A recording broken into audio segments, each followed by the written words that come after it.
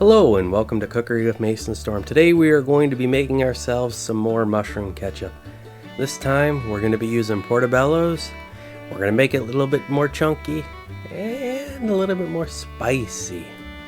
So let's get started. So first you chop up your Portobello's and then we give them a good conditioning of salt. I got about a tablespoon here. And we're just going to let that sit overnight and we're going to start our creation the next day.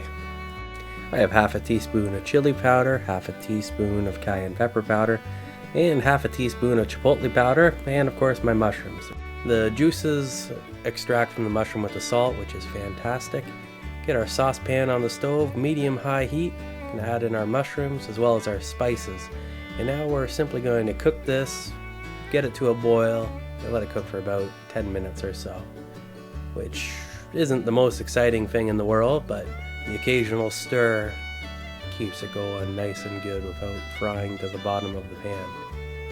And once we have our nice boiling liquid mushroom awesomeness, we're going to get out our immersion blender. I was pretty scared when I was first using this because of the low volume of stuff in the jar that it was just going to shoot all over the place and make an incredible mess, but luckily it didn't. But my mushrooms were starting to get a little on the drier side, so I ended up adding a little bit more moisture, added some water to them, brought that to a boil as well, and then with a combination of blending it, adding water, cooking it down, you can kind of fine-tune the texture of your mushroom ketchup. And then you can have it a little bit more like traditional American sugar ketchup in that it's not just a liquidy goodness, it's also got the pulp. And the pulp really helps for shoveling it on to different things. I found that the mushroom ketchup is really good on vegetables.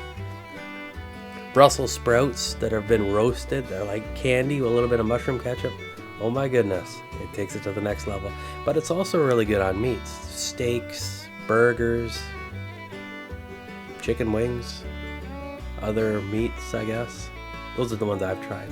Haven't tried it on everything yet, but everything I've had mushroom ketchup with, it's pretty good. It's got to be my favorite condiment now.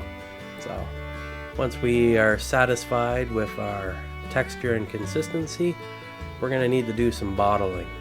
So I have a bottle here in this boiling vat of water getting all purified so that there's no elements of infection inside of it. And then it's simply a matter of transferring one into the other, letting it cool off, and then we can toss her in the refrigerator. And this stuff is just great. Let me know your thoughts in the comments below, and until next time, stay awesome.